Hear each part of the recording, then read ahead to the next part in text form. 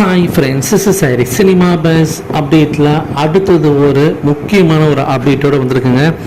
First விஷயம் என்ன அப்படின்னு பார்த்தீங்கன்னாக்கா, நேற்று வந்து உலகக்கோப்பை T20 cricket match India versus America match நடந்தது. அந்த மேட்சோடைய ப்ரீ ப்ரெசன்டேஷன் ஈவெண்ட்டில் பார்த்தீங்கன்னாக்கா ஒரு விஷயம் காட்டியிருந்தாங்க. அதாவது கிரவுண்டுக்கு வெளியில் இருக்கக்கூடிய ரசிகர்கள்லாம் எந்த மனநிலையில் இருக்கிறாங்க, அவங்க எப்படி வந்து ஒரு உற்சாகமாக இருக்கிறாங்க அப்படின்னு சொல்லிட்டு அதெல்லாம் காட்டியிருக்கும் போது அந்த இடத்துல ஃபேன்ஸ் பார்த்தீங்கன்னாக்கா ரஜினி சாரோடைய புகைப்படம், ரஜினி சாரோடைய படத்தோடைய பஞ்ச் வசனத்தெல்லாம் அங்கே வந்து ஒரு போர்டாக வச்சுருந்து அங்கே வந்து காமிச்சிருந்தாங்க. அதில் தலைவர் ஃபேன்ஸ் ஆர் ஹியர், ஹுக்கும் இந்தியாக்கா ஹுக்கும் அப்படின்ற மாதிரிலாம் போட்டு இந்தியாவுக்காக ஒரு ஆதரவான ஒரு வாசகத்தெல்லாம் எழுதி அங்கே வந்து ஃபேன்ஸில் நிற்கிறத வந்து காமிச்சிருந்தாங்க டிவியில்.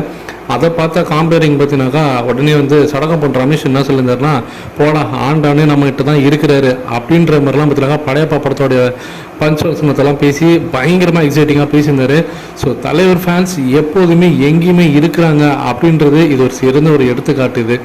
இது ஒரு பக்கம் இருக்கும்போது அடுத்தது நிறைய பேர் வந்து பார்த்தீங்கன்னாக்கா ரஜினி சாரோடைய ப்ரெசன்ஸை பற்றி நம்ம பேசியிருந்தோம். ஆந்திராவோடைய அரசியலில் எந்த அளவுக்கு இருக்குது அப்படின்றத பற்றி, அதில் அவங்க வந்து அந்த அலையன்ஸ் எப்படி ஃபார்ம் பண்ணாங்க, அதுக்கு ரஜினி சாரோடைய பங்கு எந்த அளவுக்கு இருந்திருக்கு, அவருடைய ஒரு முக்கியமான ஒரு இன்புட்டு இருந்திருக்குன்றது நம்மளால் மறுக்க முடியாது. அதை பல இடங்களில் சந்திரபாபு நாயுடு அவர்கள் வந்து அக்னாலஜ் பண்ணியிருக்காரு.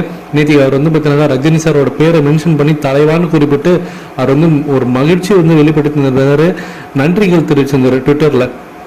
இது ஒரு பக்கம் இருக்கும்போது நேற்றுக்கு அந்த செரிமனிக்கு அப்புறமேட்டா பாஜக தலைவர் கூட ரஜினி சார் பேசினதாகவும், அதே போல் சந்திரபாபு நாயுடைய முக்கியமான அமைச்சரவையில் இடம்பெறக்கூடிய சில எம்பிங்கள்கிட்டலாம் அவர் பேசினதாகவும் தகவலாம் வந்துன்னு இருக்கு.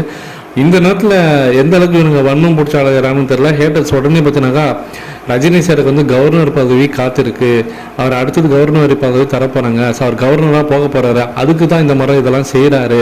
ஸோ இது ஜஸ்ட் பார்த்தீங்கன்னாக்கா டபுள் சைட் பெனிஃபிட் மாரி இவங்களுக்கு அவரை செஞ்சு கொடுத்துருக்காரு, அதுக்கு அவங்க கைமாறாக அவருக்கு வந்து கவர்னர் பதவி தரப்போறாங்க அப்படின்ற மாதிரிலாம் வந்து ஒரு புருடா விட்டுருக்காங்க. ரஜினி சாருக்கு இங்கே தமிழ்நாட்டை ஆளக்கூடிய அளவுக்கு சிஎம் பதவியே அவர் நாற்காலி தேடி வந்தது. ஆனால் அதெல்லாம் அவர் வேணான்னு சொல்லி 1996 பார்த்தீங்கன்னாக்கா ஒதுங்கி இருந்துட்டார். அப்படி இருந்த ஒரு மனுஷன் ஒரு கவர்னர் பதவிக்காக வந்து ஓட போகிறார், அது இந்த வயசில் வாய்ப்பே இல்லை. அது ரஜினி சாரும் அவர் கட்சி ஆரம்பிக்க போகிறேன்னு சொன்ன அந்த டைம்ல பல இடங்களில் இதை பற்றி பேசிட்டாரு.